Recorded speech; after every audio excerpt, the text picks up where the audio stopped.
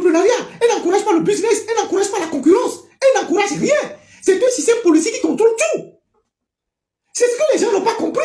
Ceux qui disent, ah, moi je ne fais pas de la politique, hein, je ne suis pas dans l'histoire de politique. Personne ne vous demande de faire de la politique. Enfin, la politique politicienne. Mais vous devez avoir un regard sur la gestion qui est faite de votre pays. Puisque vous payez des impôts, vous devez savoir ce que les impôts font, ce qu'on fait avec les impôts dans votre pays. Pourquoi il n'y a pas de route, pourquoi il n'y a pas d'électricité, pourquoi quand vous allez à l'hôpital, vous n'arrivez pas à vous soigner. Vous devez vous poser des questions.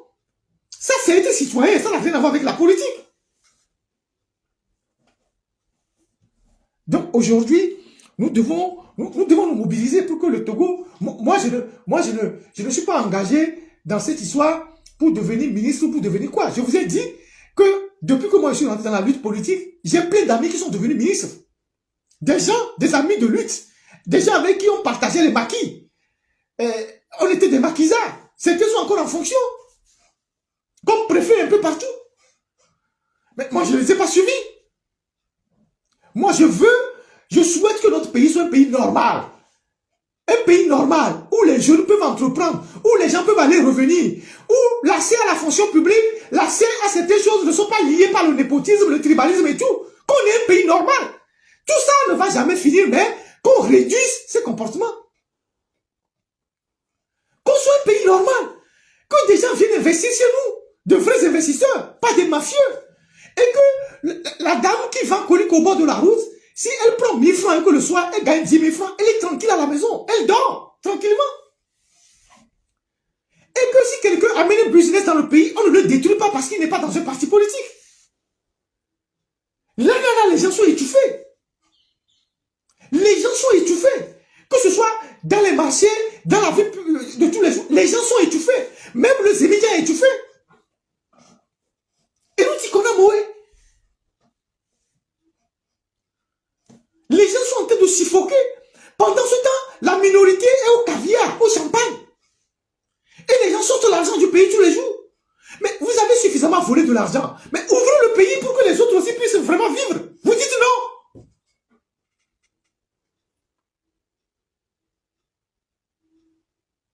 Vous avez suffisamment bourré vos comptes de milliards. Mais ouvrez le pays. Ouvrez le pays. En Corée du Sud, après la Deuxième Guerre mondiale, mais les régimes militaires qui sont passés par là, les régimes qui sont passés par là, ont dû faire des réformes. On a pris des gens qui ont volé beaucoup d'argent, on les a mis dans une salle. On leur a dit, tout l'argent que vous avez mis de l'extérieur, ramenez ça au pays pour développer le pays. C'est comme ça qu'ils ont mis les gens au pas. Après, on a vu les groupes Samsung, LG, tout ça qui ont émergé. Comment vous pouvez être dans un pays, vous pouvez être des dirigeants et vous ne voulez pas le bonheur de vos populations. Vous écrasez les gens. Est-ce qu'aujourd'hui, le Togolais peut dire, je connais un milliardaire au Togo, tu as fait des affaires? Vous pouvez citer un milliardaire au Togo comme Dangote, comme Elou, je ne sais pas quoi. Vous pouvez citer quelqu'un au Togo aujourd'hui? Et qui est vraiment bien dans son domaine? Est-ce qu'on en a? Mais c'est les Libanais qui ont pris tous les secteurs qu'on a fait venir et derrière lesquels on se cache. C'est des juifs parfois aussi libanais, comme les gens de Champion, qu'on amène comme ça, et dans lesquels on a des actions. On se cache derrière eux. On exploite les populations. Ce sont tous ces gens-là qui tuent le Togo. Aujourd'hui, nous sommes à quoi? À 1 mois de la rentrée scolaire. Et donc, à la rentrée scolaire, les gens qui vont faire les affaires, c'est les gens de Sotimes. C'est les gens de Sotimes. Qui sont ces gens? Et qui sont les actionnaires de leur société? Dans quel pays au monde on laisse un secteur aussi stratégique d'importation des fournitures scolaires à des étrangers? Dans quel pays au monde on laisse le circuit d'importation des fournitures scolaires à des étrangers? Ça veut dire que ces gens-là, si demain il y a un problème, ils décident de bloquer la rentrée scolaire, ils vont bloquer la rentrée scolaire. Puisqu'on n'a même plus de l'UMUSCO. On n'a plus d'imprimerie qui imprime les cahiers.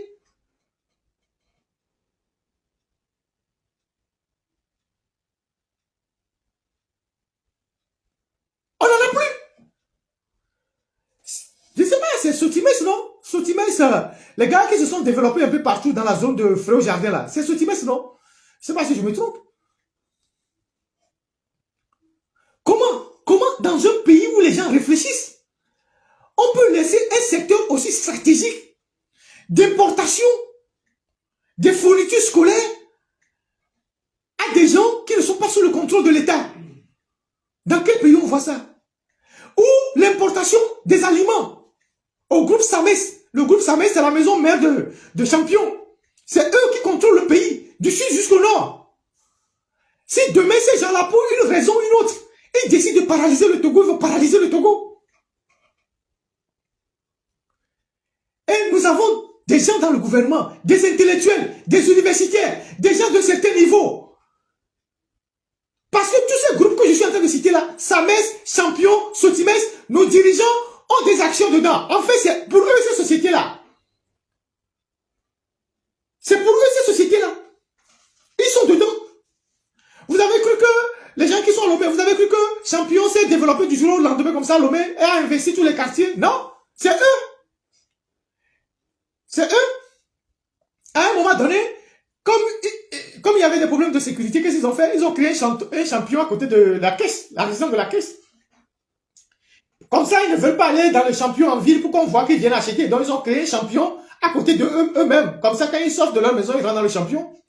Et le champion de la caisse, c'est le champion qui a le plus de marchandises de qualité. C'est eux qui sont derrière tout ça. Toutes les sociétés de construction à Lomé qui ont pris la suite de la S3G, tout ça, c'est eux qui sont derrière tout ça. Et ce sont ces sociétés qui font la fraude fiscale. Ce sont ces sociétés qui contournent le fisc, qui ne payent pas l'impôt juste pour l'État. Mais on s'acharne sur celui qui a créé une petite boutique au bord de la route, on s'acharne sur les petits entrepreneurs.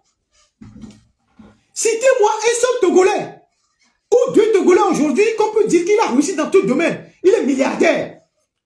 Il a réussi dans ça. Est-ce que notre pays n'en a pas besoin? Est-ce que notre pays n'en a pas besoin? Si on a un chef d'État qui est visionnaire et qui dit, bon, je commence comme ça, je veux un milliardaire par région. Je veux un milliardaire par région. Sachant que quelqu'un qui devient milliardaire, il va aussi employer des gens, il va développer des trucs. Donc, d'abord, un milliardaire. Je parle des hommes d'affaires, je ne parle pas des politiciens véreux qui deviennent millionnaires ou on appelle les milliardaires. Les hommes d'affaires. Donc, on confie tel secteur à tel gars, il est de Dapao. On confie un autre secteur à tel gars, il est de Kara. On confie ce secteur à quelqu'un d'Atakpame. On confie tel secteur à quelqu'un de Palimé. Un secteur à quelqu'un de Lomé, ou bon, des gens, dans 10 ans, ces milliardaires vont générer d'autres millionnaires. Et le pays va se développer. Aujourd'hui, on a une grande diaspora. On a plusieurs millions de Togolais à l'extérieur. On n'est même pas capable de construire une ville nouvelle sous l'impulsion de la diaspora. Les zones comme Anéron, en passant par Vaughan, jusqu'à Agbelouvé, tout ça, en passant par Bagbé, on est incapable de réquisitionner des terres pour lancer un projet ambitieux et dire, ici, on le réserve pour les gens de la diaspora. Venez construire des maisons sur tel modèle. Comme ça, on va décongestionner la ville de Lomé, on va construire une ville nouvelle. On laisse tout le monde construire comme il veut. Chacun construit là où il trouve le terrain. Nos frères de Sokodé, qui sont nombreux, qui sont partis nombreux très tôt, on n'a pas eu l'idée de dire à Sokodé, on construit une ville nouvelle, à côté de l'ancienne ville. On invite tous les thèmes qui sont à l'extérieur à acheter des terrains, l'État garantit la sécurité, on construit une nouvelle ville à Sokodé. On crée une dynamique interne de développement. Rien. Après, on dit qu'on a créé le HTCE, que diaspora. Des histoires comme ça. Parce que on ne veut pas que les gens s'épanouissent dans le pays. On ne veut pas que les gens se développent dans le pays. On ne veut rien. Conséquence, vous avez Lomé qui s'agrandit dans l'anarchie. Aujourd'hui, Lomé a fait presque la jonction avec Anéron, dans l'anarchie totale. On n'a même pas réservé des espaces là-bas pour construire peut-être une ville nouvelle, des cités, rien. Lomé Diablé, dans l'anarchie totale. Lomé Agbelouvé, dans l'anarchie totale. Actuellement, c'est Lomé Wepé vers Badja, dans l'anarchie totale. On a des gens qui gouvernent le pays. Vous allez à Accra, on va vous définir les quartiers, Centraco, ceci, Sakumono, tout ça là. Et ce sont des quartiers que des gens ont construits. Des quartiers huppés que les gens ont construits. Et quand on s'est appuyé sur la diaspora, les joueurs, tout ça, ils ont délimité les quartiers. Et la ville s'est agrandie comme ça. Et la ville est devenue propre. On a fait des routes un peu partout. Au Togo, tu vas entendre quelqu'un dire, ah, on doit chanter de la bavie. Voyez, moi, que ma soeur, c'est des conneries comme ça. Alors, les tournois, quelqu'un nous tombe la filée. Je suis quelque part là-bas. Il n'y a pas de route pour aller. Ou bien, je suis vers les Bassito ou à Pessito. C'est des choses comme ça que tu vas entendre. Il n'y a pas de route pour aller. L'État qui a un ministère de l'urbanisme et un ministère de la planification n'a pas été capable d'anticiper. Aujourd'hui, même à Lomé, il n'y a pas de cimetière. Il n'y a plus de cimetière. Tous les cimetières sont remplis. Quand vous leur posez la question, est-ce que vous allez créer un cimetière dans 6 mois? On ne sait pas, parce qu'il n'y a pas d'espace. Il n'y a pas d'espace. Il n'y en a pas. Donc, les gens construisent comme ils veulent.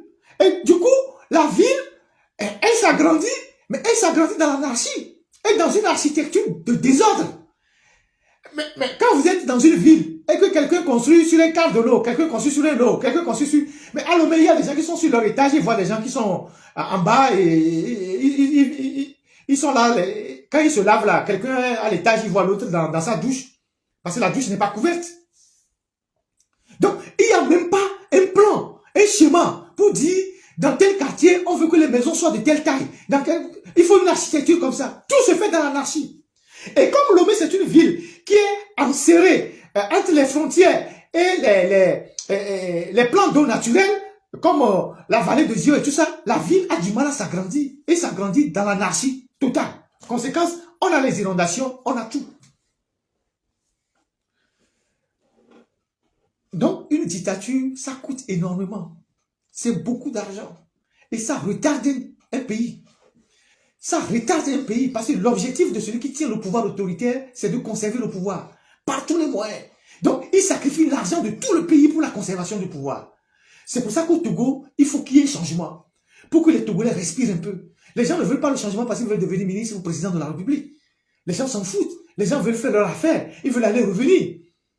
Aujourd'hui, il y a beaucoup de gens qui sont dans la diaspora. Ils ne peuvent pas rentrer au Togo. Les gens ont peur. Ils ne peuvent même pas aller rentrer, voir leur famille, voir leur maman, voir leurs parents. Et pourtant, ces gens, peut-être qu'ils n'ont rien à voir avec le pouvoir. Peut-être qu'ils ont donné juste un avis, quelqu'un les a sabotés et ils sont sur une liste rouge. Ça ne peut pas continuer comme ça. Donc, il faut que le Togo change. Puisque ceux qui sont là ne veulent pas changer, ils ne veulent pas devenir des gens modernes, ils ne veulent pas basculer le pays dans le chemin de la modernité, il faut qu'ils partent. Pour leur simple bonheur, il ne faut pas bloquer des générations. Il ne faut pas détruire l'avenir des générations. Donc, c'est ce combat-là que nous menons. C'est ce combat-là que nous menons. On n'est contre personne. C'est pour ça que moi, quand je lis dans certains documents, on dit, ouais, Ferdinand, il a une haine contre le pouvoir. Qu'est-ce que vous appelez haine? Mais vous qui tuez les gens, vous appelez ceux qui vous critiquent des haineux, vous tuez des gens, vous détruisez la vie des gens, et ceux qui vous critiquent, vous les appelez haineux. Si on voulait vraiment mettre de la haine ou la passion, parce que la haine c'est la passion, si on voulait mettre de la passion dans notre raisonnement, les choses qu'on sait sur vous là, mais on va dire beaucoup de choses. On n'a jamais dit même 10% de ce qu'on sait, de ce qui se passe au Togo. Toutes les pratiques qui se passent au Togo, qui heurtent les mœurs. Si on commence pas à parler de ça, oui, vous pouvez dire, oui, on rentre dans la vie privée. Encore que la vie publique, la vie privée d'un homme public, la frontière est difficile à tracer. Si on rentre dans ça, vous pouvez dire que bon, on vous en veut parce que vous avez une vie privée, tout ça, que c'est pas normal. Moi, je suis un journaliste. J'ai aussi le devoir de respecter l'éthique et la déontologie, même si quand j'aborde un sujet. C'est une obligation. C'est pour ça que je ne m'associe pas, je ne me mélange pas aux autres. C'est-à-dire, influenceurs, tout ça, non. J'ai dit non. Parce que je reste journaliste. Je fais une analyse de journaliste. Donc, je connais les limites de mon travail. Même si je peux dire, je suis sur une plateforme ou bien je suis sur un réseau qu'on ne sanctionne pas. Je ne peux pas me permettre de tout dire ou de dire tout et n'importe quoi. Même si je le sais. Donc, personne ne vous en veut. Personne n'a aucune haine contre vous. C'est vous qui détruisez l'avenir de tout un pays et des jeunes. On vous rappelle juste les résultats de votre gestion catastrophique. Voilà donc ce que je voulais partager avec vous aujourd'hui. Et